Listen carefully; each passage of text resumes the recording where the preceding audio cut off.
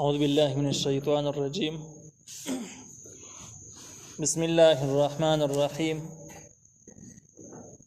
وألقي السحرة ساجدين. سورة الأعراف 120 نمبر آیت. وألقي السحرة او پریوت الجادوگران ساجدين په سجده باندې الله تعالی ته سجده وکړه. قالوا ندیو آمنا من ایمان راوړی دی برب العالمین پر رب د مخلوقات باندې ایمان اظهار وکړو. نو چې کله د معجزې اظهار په طریقه باندې وشو نو اول دا چې جادوګر سجده باندې پریوتل، دویم د اسلام او د ایمان ښکاره وضاحت وکړو. تاریخونو لیکلي دي چې کوم وخت کې د جادوګرانو چې کوم مشران نمائندګانو مخکې موږ ویل تقریبا دا خلک چې کوم دی نو 3 لکو پورې کسان نجم شوي جادوګران، د دې خپلې کمیټۍ وي، خپلې نمائندګۍ وي، مشران وي. نو چې کله دا مقابله وشوه د مقابلین او د موسی علیه السلام د معجزاتو نه د جادوګرانو د زبردست اندازه وشوه چې دا په حقه دی. د هغې نه وروسته د جادوګرانو کوم مشران چې هغه ټول ایمان راوړ، اسلام او شریعت قبول کو. جادوګرو چې هغې ته وکتل نو هغوی هم اسلام راوړو. بیا د فرعون قوم چې و دا جادوګرو نه متاثر و، د هغوی عقیده صرف په جادو باندې و، بل څه شی نه پېژاندو، ساحرانو نه متاثر و.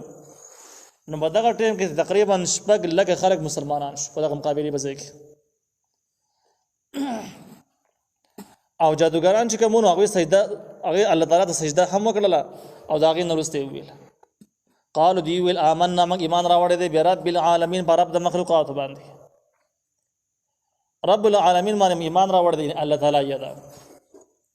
د فرعون په باره کې تاریخ لیکلی دی چې فرعون په ټوله دنیا کې په دنیاوي لیول باندې ډېر زیات زیرک او هوښیار چالاک سړی و، ډېر زیات. د فرعون چې کوم تاریخ دی نو هغې را څرګنده کړې ده چې فرعون د خپلې زمانې یو هوښیار سیاستدان تېر شوی دی. فرعون ته چې کله پته ولګېدله چې د 6 لکه خلکو ایمان راوړو، زما د نور قوم په سم ایمان راوړي، مسلمانېږي. ځکه چې په دې کې اول سردارانو ایمان راوړ، مشرانو د جادوګرو، بیا جادوګرو ایمان راوړ، چې هغه 3 لکه خلکو. بیا د فرعون د قوم نه اوس خلک ملګری شو، 6 لکه خلک یو ځای شو. 6 لکه خلکو ایمان راوړل واقع چې د فرعون دپاره زبردست شکست. 2 کسان راغلي و ځان سره 6 لکه خلک نور برابر کو بل یک ساعت کې. فرعون چې دا اندازه ولګوله نو د خپل چالاکۍ نه یې کار اخیسته شروع کړو. او چې کله دې خلکو وویل چې موږ ایمان راوړی دی په رب العالمین باندې، نو فرعون ستنې له ډاز ورکړه چې دا ما یادوي، زه رب العالمین یم، دا ما یادوي، په ما ایمان راوړی دی. نو دغه خلکو چې نوی ایمان راوړی هغوی وویل ربي موسی و هارون، چې دغه رب العالمین رب د موسی علیه السلام دی او رب د هارون علیه السلام دی. یعنی هارون علیه السلام او موسی علیه السلام چې چا ته رب ویل، چا بندګي کوي، موږ هغه رب یادوو، فرعون نه یادوو. چې دا خبره وکړه فرعون شرمنده شو، سر یې ښکته کړو چې دې ځای کې په چالاکي ناکام شو. خو بیا دا احساس خو ورسره و چې د کومو خلکو ایمان راوړی دی، دوی راوړی دی په دومره لږ ساعت کې متاثره شوي دي، د باقي قوم په څه حالت دي، او دا اسلام به څومره په تیزۍ باندې خلک قبلوي. اوس راشه او بله چالاکۍ نه کار واله. قال نو فرعون ورته وویل قال فرعون نو ویل فرعون آمنتم، ای تاسو ایمان راوړو به په موسی علیه السلام باندې قبل ان آذن لکم، مخکې د اجازت کولو زما تاسو ته چې ما ته اجازت نه دی کړی، د هغې نه مخکې ایمان راوړو. یعنی ظالمانو تاسو خو مکمل رد چیلنج کو، قانون په لاس کې واغستو، زما د قانون او اجازې نه بغیر ایمان راوړی دی. تفسیر منار لیکلی دی چې فرعون د خبرې مطلب دا و چې یاره موږ دا مقابله جوړه کړې وه دې دپاره چې حق او باطل پکې معلوم شي، او چې کله حق او باطل معلوم شو موسی علیه السلام واقعي پیغمبر و، نو اوله به زه ایمان راوړم. فرعون ظاهروله داسې، د هغې نه بعد به خپل قوم ته ووایم چې اوس په ایمان نه وړئ، هغوی به ایمان راوړی وي. حالانکې ما موسی علیه السلام وپېژاندو چې دا ټیک سړی نه دی، نعوذ بالله. او تاسو دوکه شوئ، د مخکې نه په ایمان راوړو، ماړو ویلي نه لري، اجازت مې درکړی نه دی، مخکې نه په ایمان راوړو، د داسې الفاظو نه کار واخیستو. دا اوس قوم له دوکه ورکوي په طریقه باندې چې که زه د اسلام نه متاثر یم، اسلام قبولوم، خو دا اسلام نه دی، دا بل شان چل دی. نو داسې الفاظ یې وویل چې ما تاسو ایمان راوړ په دې موسی علیه السلام مخکې د اجازت کولو نه، زما تاسو ته ما اجازت نه وکړې تاسو ایمان راوړو، ښه کار هم ونه کوو، تاسو قانون په لاس کې واغه، زما اختیارات هم هغې خیال هم ونه ساتو. دویم الزام یې ولګاو ان هذا لمکر مکرتموه فی المدینه، یقینا دا یو چل و چې یاره ساحران به راجمع کېږي، موسی علیه السلام او هارون علیه السلام سره مقابله کوي او جادوګران به شکست خوري. دا ویل تاسو د مخکې نه یو ډرامه سازه کړې وه، یو چل هم جوړ کړی، یو ګیم هم جوړ کړی و چې بلې طریقه باندې هم مقابله کوو، بیا موږ ماتې وخورو. د هغې نه بعد به موږ یو شو جادوګران او بني اسرائیل په شریکه باندې دا په مصر باندې حکومت کوي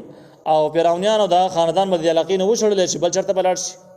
نو ول دا مقابله نه و، دا یو ډراما و، دا یو گیم و، یو چلو چې تاسو جوړ کړو د لره فی المدینه په خار کې دا مشوره کړی و پټ لتخرجوا منها اهلها دې د پاره تاسو باسي ردینا اهل الذي خلق اهل الذي علاقه جگہ قبطیان او فرعونیان دي پس او تعلمون نظر د خبر بشي. په دې جملو کې د فرعون د اسلام د مخنیوي لپاره چې کومي حربي استعمال یو حربه دا و چې مسلمانانو په دې الزام باندې مختورنګ تاسو قانون په لاس کې واغست. دویم الزام دا ولګاو چې دغه د جادوګرو مسلمانېدل د موسی علیه السلام او د هارون علیه السلام د اسلام او د شریعت دعوت د دې د ملک سره هیڅ ټکراو نه، د ملک سره هیڅ تضاد نه او نه د قوم سره سم مخالفت په دې خبره کې. خو د موسی علیه السلام او د هارون علیه السلام دعوت فرعون دا غینه تعبیر د ملک په دشمنی سره وکړو چې ګویا تاسو د ملک دشمنان وای، د وطن غداران وای او دم یو سازش کړی دی او د دې سازش انجام بدایي چې تاسو به د مصر اصلي خلک اصلي باشندگان او مالکان د علاقې نه شړی او د مقابز کیږي. نو اسلامی دعوت ته د ملک د غدارۍ نوم ورکړو. دا دوی مچالاکي وکړه. نو دا دویم الزام شو چې اسلامی دعوت د فرعون د خاندان خلاف یو منصوبه تصور کړ او دای قوم ته خو د لږ قوم تاسو بزان پویږئ نه، خدا خلق هم د وطن نو باسي د وطن نه قبضه کوي. اخر سر کې چونکه بده خبرو باندې خو کار نه کیږي. کم ساده خلک چې وړر قوم خو ټیک د چې داغینه د وینا نه روسته غوي په فرعون باندې یقین کړی، اسلام به نه قبول کړی، خو ډیرو قبول کړه او هغه خلک به د اسلام نه بیرته واپس کېدل نه چې نو واپس کېدل. نو فرعون هغه ته سخت وارننګ ورکو، دمکی وته ورکړه د اسلام د مخنیوي لپاره. د څلورم نمبر سازش. نو فرعون ورته ویل پس او تعلمون زر در تاسو به خبر شي، یعنی خپل انجام نه به خبر شي چې د خلک تاسو سره څه کول غواړي یا زه تاسو سره څه کول غواړم او تاسو د اسلام په مقابل کې کومه سزاګانې تاسو له درکول غواړم. دا یو مبهم وارننګ پس او تعلمون زر در خبر بشي. مبهم وارننګ دی، یعنی د یو وارننګ تفصيلات معلوم نه لري چې فرعون بوسته کې خلکو ځان غلې کو به خبر چا غوږ ونه کړو چې غوږی ونه کړو. فرعون ته پته ولګید چې د خلک وسم ونه یریدو چې ونه یریدو. نو وس د خپل بدمعشي تفصيلات شروع او ویلې لو قطعنا زبخا مخ کټ کوما ايديكم لاسون استاسو وارجلكم مخفي استاسو من خلاف رد بدل. رد بدل مطلب د سری چې کله مې د نخیخ په واله ناغه سره بغس لاسو وامه او چې خې لاس مې د نو واخه دغه سبا غسخ پکټ کما چې رد بدل شي. اوس رد بدل سړی د سي دوه سره زخمی می دوه تر ته معذور می او ډیر زیات بدن ښکاریږي په طریقه باندې. اوس یو تر تجراز خو غورځيږي دا معذور د کمزور دي، خو په نسبت داغي چې دا رد بدل د کټ دا ډیر معذور او ډیر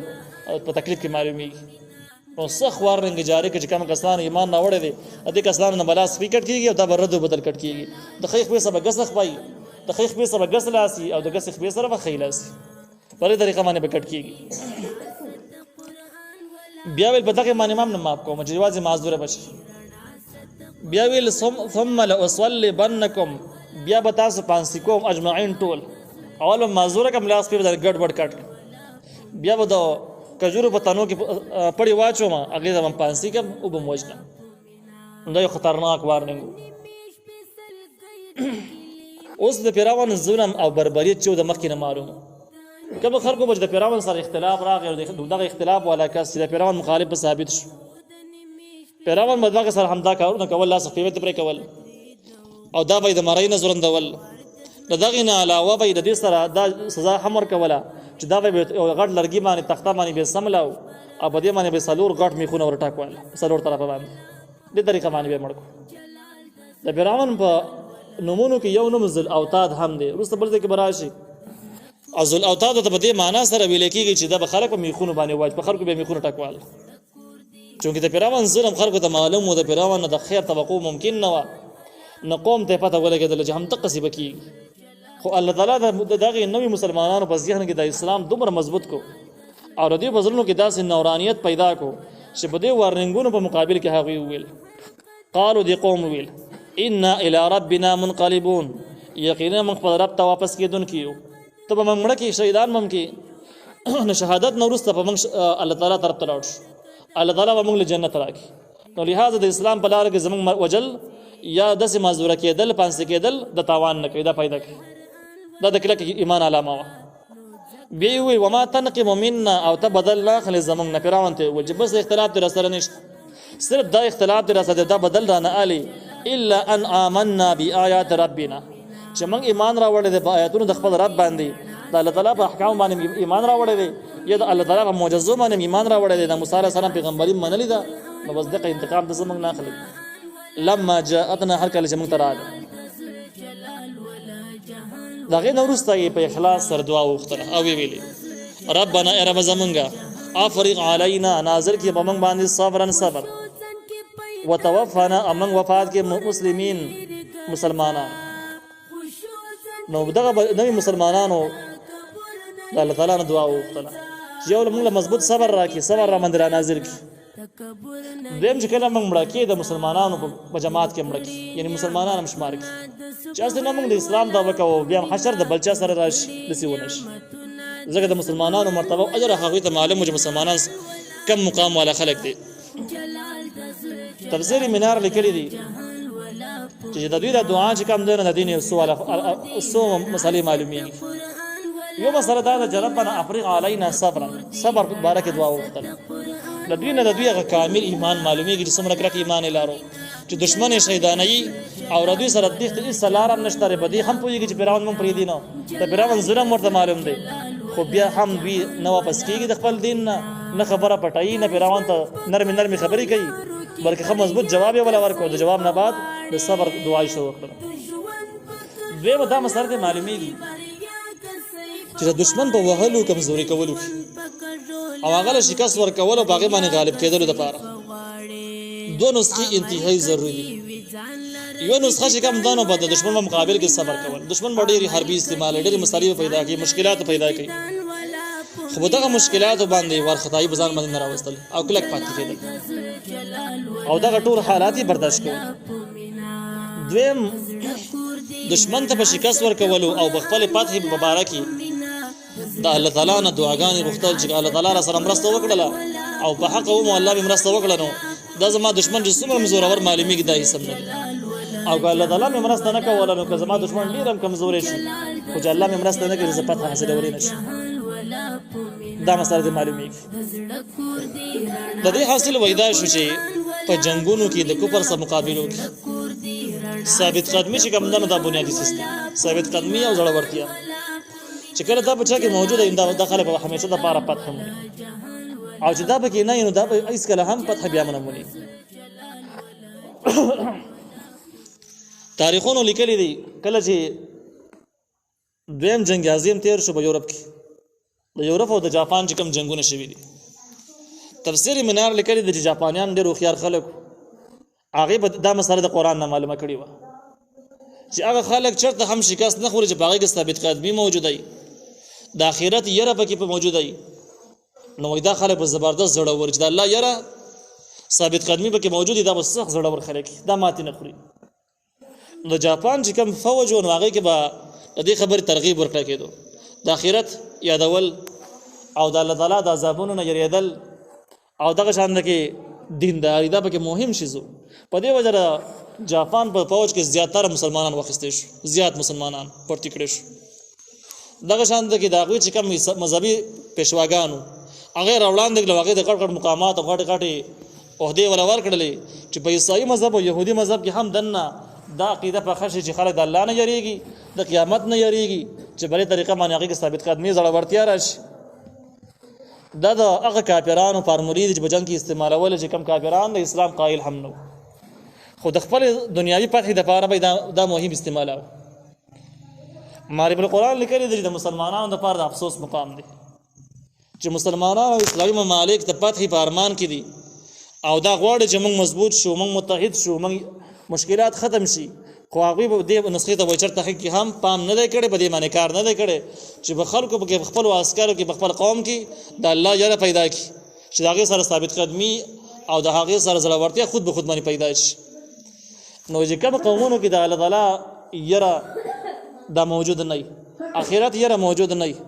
دا به زړور نه وي په دې کې به ثابت قدمي نه وي او چې څومره وسایل هم ورته حواله کړي څومره هم ډېر کړي نو دوی به چېرته هم کامیاب نه شي دا مضمون معرفت القرآن د تفسیر منار په حواله سره لیکلی دی